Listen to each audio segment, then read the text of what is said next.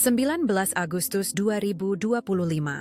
Matahari sore musim panas perlahan turun, menyinari taman di belakang Kensington Palace dengan cahaya keemasan. Angin pelan mengusik daun-daun pohon tua yang telah menyaksikan begitu banyak kisah. Di dalam istana, kesibukan tak terbendung. Kurang dari 2 minggu lagi, 31 Agustus akan tiba, hari yang penuh duka saat dunia kehilangan sang putri rakyat. Genap 28 tahun sejak Paris kehilangan cahayanya, upacara peringatan harus sempurna. Setiap sudut dibersihkan, setiap hiasan diperiksa. Istana bersiap bukan hanya untuk keluarga kerajaan, tapi untuk jutaan hati yang masih mengenang. Di tengah hiruk-pikuk persiapan, di balik dinding yang sudah berusia ratusan tahun, sebuah pintu muncul dari lupa, tersembunyi di koridor, sayap barat. Angka 17B nyaris terhapus oleh waktu, hanya tersisa goresan samar. Gembok besinya karatan, masih tersegel dengan lilin kuno, bekas dari masa yang sengaja dilupakan. David Holloway, kepala tim renovasi, berdiri mematung. Ia telah menghabiskan 1/4 abad di istana ini, tapi ruangan ini tidak pernah ada dalam catatan, tidak pernah disebut, tidak pernah dibuka. Dan untuk pertama kalinya dalam 28 tahun, napas masa lalu mulai terasa lagi. Penemuan itu segera dilaporkan kepada Pangeran William. Saat ia berjalan menyusuri koridor istana, angin dingin tiba-tiba menyapu tubuhnya, seakan waktu berhenti di tempat ini puluhan tahun lalu. Dadanya sesak tanpa disadari. Tempat ini bukan sekadar bagian dari istana, ini adalah bagian dari masa kecilnya, dari kenangan tentang sang ibu, dan dari luka yang tak pernah sembuh sejak 1997. Yang mulia, kata David Holloway pelan, suaranya berat. Kami menemukan sebuah ruangan tersegel. Mungkin ini ada hubungannya dengan Putri Diana. William hanya mengangguk, tapi di dalam dada sesuatu bergetar. Seperti panggilan yang sudah lama ditunggu. Ia mengangkat tangan, memberi isyarat, buka gemboknya, denting logam memecah kesunyian. Pintu berderit pelan, seakan enggan dibuka. Angin lama keluar, bau lembab, debu, dan aroma masa lalu yang tak terjamah. Sebuah hawa dingin merambat di punggungnya. Di dalam ruang 17B, segalanya tertutup debu. Tirai tertutup rapat. Cahaya hanya masuk dari celah sempit. Di sudut-sudut ruangan, barang-barang tergeletak dalam diam. Gaun biru tua yang pernah dikenakan sang ibu saat kunjungan ke Sydney. Album foto keluarga, wajah muda William dan Harry, tertawa tanpa beban, dan sebuah cermin besar yang retak, seperti waktu sendiri tak berani menyentuhnya. Sunyi. Sunyi yang begitu dalam, hingga detak jantung terdengar lebih keras dari napas. William melangkah perlahan ke arah meja rias di dekat dinding. Di tengah lapisan debu yang tebal, sebuah kotak perhiasan perak menonjol, seberkas cahaya tipis menyentuh permukaannya, seolah dunia ingin ia ditemukan, terukir di atasnya. Untuk para pencari kebenaran, D. Spencer. Ia duduk, tangannya gemetar saat menyentuh tutup kotak itu. Spencer. Nama keluarga ibunya. Satu kata yang membawa puluhan kenangan. Satu nama yang membawa kembali malam itu. 1997. Ketukan di pintu. Wajah petugas. Yau kerajaan yang pucat. Berita yang menghancurkan dunia seorang anak berusia 15 tahun. Ibunya tiada. Di Paris. Dalam kilatan kamera dan kecepatan yang tak terkendali. Ia menarik napas dalam, lalu membuka kotak itu. Di dalamnya, perhiasan tersusun, tak mewah. Tapi ada sesuatu yang aneh. Sebuah kalung dengan ukiran. JL45. Geneva. Sebuah liontin dengan kode BX927. William menggenggamnya. Dingin. Bukan hanya karena logam, tapi karena ia tahu angka-angka. Ini bukan kebetulan. Ini adalah pesan kode yang sengaja ditinggalkan oleh sang ibu. Seperti surat dari masa lalu, yang baru hari ini siap dibaca. Pandangan William tertuju ke dasar kotak perhiasan. Di antara lapisan kayu yang tampak biasa, ada satu panel yang sedikit berbeda. Ia menekannya perlahan. Klik, sebuah kompartemen tersembunyi terbuka. Di dalamnya, sebuah bungkusan kecil, dibungkus kain perak yang masih utuh, terawat begitu rapi, seolah waktu tak berani menyentuhnya. Napasnya berhenti sejenak. Dengan tangan yang masih gemetar, ia membukanya. Sebuah surat tulisan tangan. Tanggal 20 8 Agustus 1997, hanya 3 hari sebelum sang ibu tiada. Di sampingnya, sebuah foto yang diambil terburu-buru. Diana duduk di sebuah kafe kecil, berhadapan dengan seorang pria. Wajahnya sengaja dihapus dari gambar, hanya tersisa inisial di balik kertas. Mr. Dan, sebuah kunci. Logam mengilat. Terukir jelas UBS, Geneva. Box 95412. Dada William berdebar kencang, seperti detak waktu yang tertunda selama 28 tahun. Ia membuka surat itu. Tulisan miring yang sangat dikenalnya, lembut, anggun, milik sang ibu, membuat matanya berkabut. Air mata jatuh, menyentuh tinta yang sudah pudar. Tapi ini bukan surat untuk anaknya. Ini adalah surat untuk dunia, untuk siapapun yang berani menemukannya. Jika kau membaca kata-kata ini, berarti aku tahu aku tak akan pernah sempat bicara. Mereka berhasil membungkamku, tapi kebenaran tak bisa dikubur. Jangan biarkan takhta ini, jangan biarkan negeri ini dibangun di atas kebohongan dan aku tinggalkan kuncinya. Di sanalah buktinya. Pergilah, temukan. Jangan takut, karena keadilan hanya hidup di tangan mereka yang berani meneruskannya. William menggenggam surat itu erat. Tidak ada nama yang disebut, tapi setiap kata terasa ditujukan padanya. Seperti tusukan halus yang menembus jantung yang telah lama terluka. Ia bisa mendengarnya. Suara sang ibu, pelan, tenang, tapi tak tergoyahkan. Ia melipat surat itu dengan tajam, menggenggamnya di dada. Seakan takut ia akan menghilang seperti asap di udara. Dua perasaan bertabrakan di dalam dirinya. Yang pertama, seorang anak yang rindu pelukan ibunya. Yang kedua, seorang pria yang tiba-tiba sadar. Ia bukan hanya pewaris takhta, ia adalah pewaris sebuah kebenaran yang berbahaya, dan sekali melangkah tak akan ada jalan kembali. Langkah kaki terdengar dari koridor. Pintu berderit pelan terbuka. William tersentak, buru-buru menyelipkan surat itu ke dalam saku. Camilla muncul, matanya menyapu. Ruangan, berhenti sejenak pada kotak perak di atas meja. Mencari kenang-kenangan ibumu lagi? Katanya pelan, ada kekhawatiran, tapi juga sesuatu yang lain, sesuatu yang tak bisa diucapkan. Beberapa kenangan, hanya membawa luka William. Suara Camilla terdengar lembut, tapi menusuk dalam. Terkadang, lebih baik biarkan masa lalu beristirahat. William tak menjawab. Dadanya berdebar kencang. Ia mengangguk singkat. Tapi dalam sekejap itu, matanya menangkap sesuatu. Pandangan Camilla tertancap pada kunci di genggamannya. Sekelebat cahaya dingin melintas di matanya. Cepat sekali. Hilang di balik senyum yang lembut, seolah tak pernah ada. Saat Camilla pergi, William tetap berdiri. Membeku. Jemarinya mencengkeram kunci itu erat-erat. Di dalam dada, sebuah ketidaknyamanan samar mulai tumbuh. Seperti bayangan yang perlahan mendekat. Seperti udara yang semakin sesak. Ia tahu, mulai detik ini, hidupnya tak akan pernah sama lagi. Malam datang cepat. Seakan langit London ingin menyembunyikan rahasia yang baru saja terbongkar. William duduk sendiri di ruang kerjanya. Jendela terbuka sedikit, memandang taman Sunken Garden. Cahaya kuning temaram jatuh ke kerikil putih, memantulkan samar semak mawar yang pernah dicintai sang ibu. Di depannya, kotak perhiasan perak telah dibersihkan dari debu. Surat sang ibu, terlipat rapi. Dan kunci baja yang dingin, terukir, UBS, Geneva, Box 95412. Ia membuka surat itu lagi. Tulisan miring yang tenang, begitu dikenal, seakan membawa napas dari masa lalu. Dari seseorang yang sudah lama pergi. Jika kau membaca kata-kata ini, ketahuilah, sejak 1995, aku mulai curiga pada Global Aid Trust. Donasi menghilang setelah tur-turku, tapi laporan yang kuterima selalu sempurna. Aku minta audit independen, ditolak. Maka aku menyelidiki sendiri. Dari tanda terima kecil di rumah sakit, di kamp pengungsi, aku mengikuti jejaknya. Sampai ke Geneva. William membalik halaman. Kertasnya tipis, hampir tembus pandang di bawah cahaya lampu. Ada satu rekening yang terus muncul dalam rantai.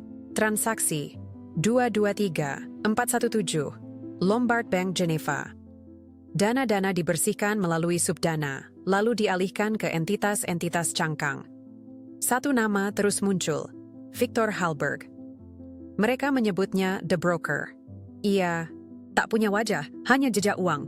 William berhenti, jantungnya berdetak lebih kencang. Kata broker menusuk memorinya seperti kait besi. Laporan-laporan samar.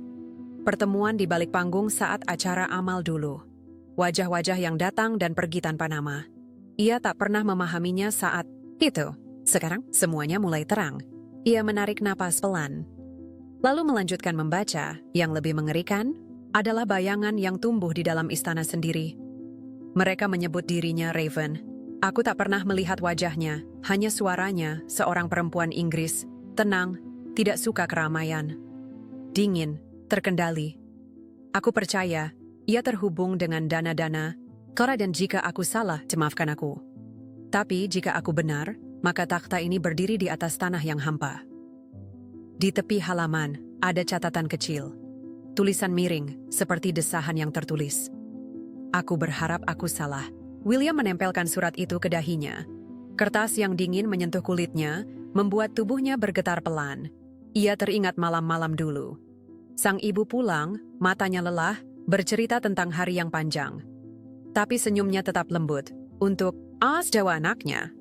Saat itu, ia tak mengerti mengapa sang ibu selalu terlihat begitu letih. Kini, setiap kata dalam surat ini memberi jawaban. Ia menyalakan lampu meja lebih terang. Lalu membuka tumpukan kertas kedua dari kompartemen tersembunyi. Sebuah buku besar, ditandai dengan tinta merah. Rinciannya tentang donasi.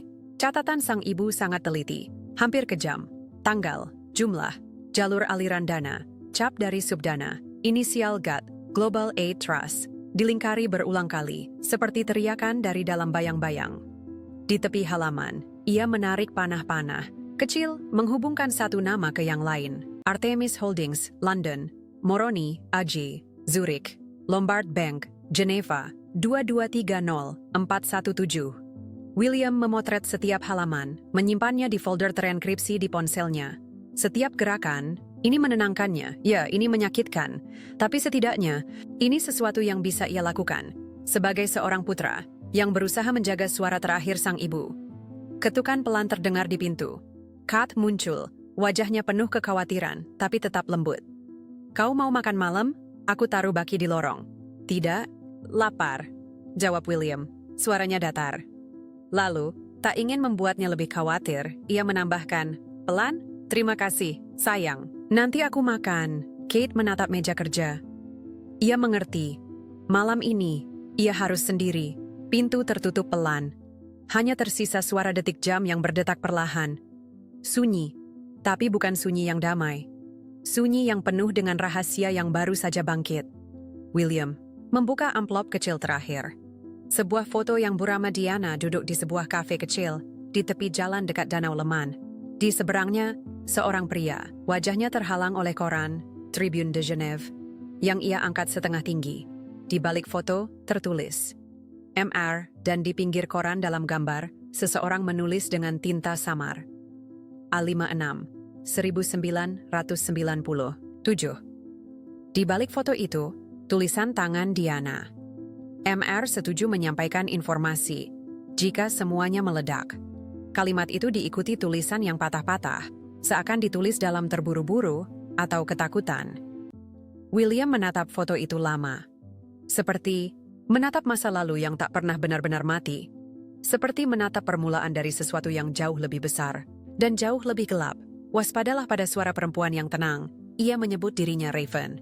Suara perempuan yang tenang. Kalimat itu bergema di benak William, seakan mengulang dari kegelapan koridor istana. Sebuah suara Inggris. Terkendali. Tidak suka keramaian. Ia merasa seperti mendengarnya. Nyaris nyata. Ia menggenggam erat foto itu. Lalu menarik napas dalam, mengendalikan diri. Jangan terburu-buru menyimpulkan.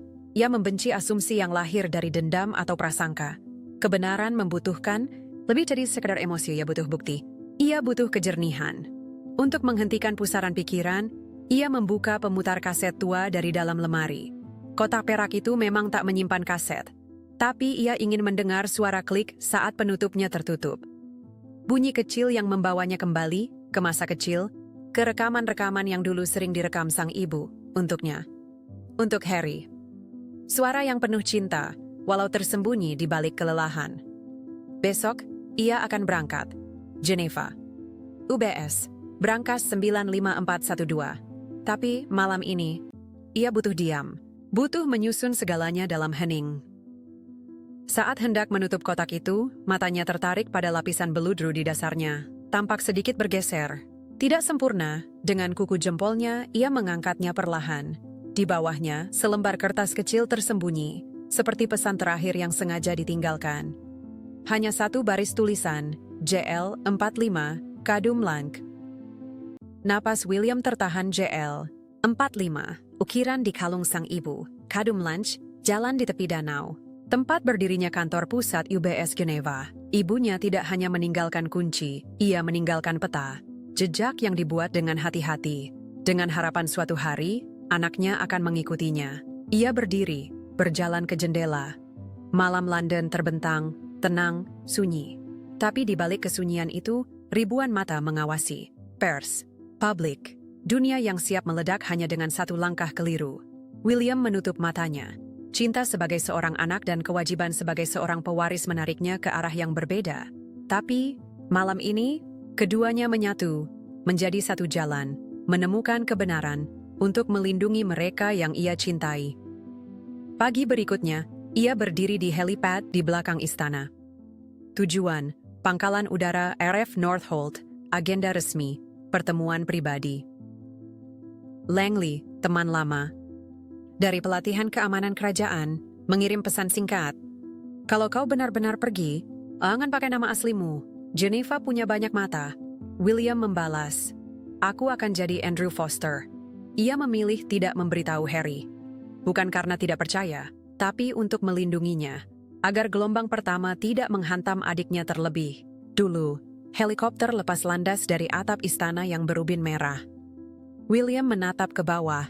Ke jendela-jendela tempat bayangan sang ibu dulu pernah bergerak. Rasa kehilangan kembali menyentuhnya. Tapi kali ini ada yang berbeda. Ada satu benang yang menahannya, teguh dan kuat. Surat itu, isinya telah mengubah luka menjadi petunjuk, kenangan menjadi misi. Tengah hari, pesawat mendarat di Bandara Jenewa. Angin sejuk dari Danau Leman menyapu landasan William. Dengan kacamata tipis dan mantel gelap, langsung menuju taksi. Tanpa rombongan. Tanpa pengawal, sopir bertanya, "Kemana tujuan Anda?" Ia menjawab singkat, "Kadum Lunch nomor 3. Aksen Inggrisnya pelan, terkendali. Seperti pengusaha asing biasa yang datang untuk rapat bank, tak ada yang mencurigakan, tak ada yang berbeda. Taksi meluncur pelan di jalan Pondu Monglong. Burung camar terbang rendah di atas air biru tua yang tenang. Di depan, gedung bank menjulang, fasad kaca yang dingin. Logo UBS bersinar, bukan dengan hangat, tapi dengan kilau yang tak bersahabat. William menyelipkan tangan ke saku. Jemarinya menyentuh kunci itu. Logamnya seakan bergetar pelan, seperti perintah yang diam-diam hidup. Sebelum membuka pintu, ponselnya bergetar. Pesan anonim, nomor dari Inggris, hanya 2 baris. Berhenti menggali, biarkan masa lalu beristirahat. Ia menatap layar. Kata-kata, itu bergema, seperti lagu pengantar tidur yang menyedihkan. Sama seperti percakapan semalam dengan Camilla. Dingin merayap di sepanjang lengannya. Ia menarik napas dalam, lalu mematikan ponsel. Perlahan, membuka pintu taksi. Aroma kayu yang dipoles dan wewangian samar menyambutnya dari lobi. Wangi yang dikenalnya, campuran antara amal dan politik. Dunia di mana senyum selalu sempurna, dan kebenaran selalu tersembunyi di balik tatapan yang lembut. "Bonjour, monsieur," kata resepsionis tersenyum. "Apakah Anda memiliki janji temu?" "Andrew Foster," jawabnya datar. "Saya di sini untuk membuka brankas 95412. Di detik itu, ia merasa sang ibu berjalan di sampingnya. Tidak terlihat, tapi sangat dekat. Rasa takut masih ada, tapi terkubur dalam. Di permukaan, hanya tersisa satu tekad yang tajam. Temukan kebenarannya, ia menandatangani buku tamu. Tangan yang dulu gemetar, kini mantap. Di balik kaca reflektif, bayangannya terpantul. Dan sejenak, seperti Fata Morgana, ia melihat sosok perempuan menyeberang di trotoar seberang. Topi lebar, gaun krem, langkah yang tenang. William tidak menoleh. Ia sudah tahu. Ketenangan seperti itu bukan lagi sesuatu yang membuatnya goyah. Itu adalah tanda. Tanda bahwa ia berada di jalur yang benar. Ia mengikuti pegawai bank itu ke lantai bawah, menuju ruang brankas, pintu baja tebal yang memutus semua suara dari dunia luar. Setiap langkah, menggema, seperti janji yang tak terucap. Ibu, aku di sini. Basement UBS kadung lunch dingin seperti bunker perang. Cahaya neon pucat memantul di dinding beton yang licin. Tidak ada jendela, tidak ada jejak waktu. William mengikuti petugas itu, langkahnya menggema tajam, seakan ia sedang memasuki dunia yang bukan miliknya. Dunia yang dibangun di atas rahasia. Di saku mantelnya, jemarinya mencengkeram kunci. Terukir, 95412. Satu-satunya tali yang menghubungkannya dengan wasiat sang ibu yang tak pernah selesai. Silakan tuan, kata petugas itu, membungkuk pelan, berhenti di depan pintu baja raksasa. Di depannya, masa lalu menunggu. Dan di balik pintu itu, mungkin, kebenaran yang bisa mengguncang takhta. Petugas itu menggesek kartu, memasukkan kode, lalu memutar roda mekanis dengan perlahan. Sebuah gemuruh dalam menggema, seakan berasal dari jantung bumi. Pintu baja raksasa terbuka perlahan, mengungkap koridor. Panjang, deretan ratusan brankas kecil yang mengilat seperti gigi logam. William berjalan pelan, berhenti di depan brankas ketiga dari ujung. Nomor 95412 terukir tegas di pintu besinya. Ia menarik napas dalam, lalu memasukkan kunci. Klik. 1. Suara tajam, pasti, seperti ketukan dari masa lalu yang akhirnya dijawab. Brankas ditarik keluar, diletakkan di atas meja panjang. Beratnya terasa, bukan karena logam, tapi karena beban yang dibawanya. Seakan seluruh kebenaran yang hilang selama ia membuka tutupnya.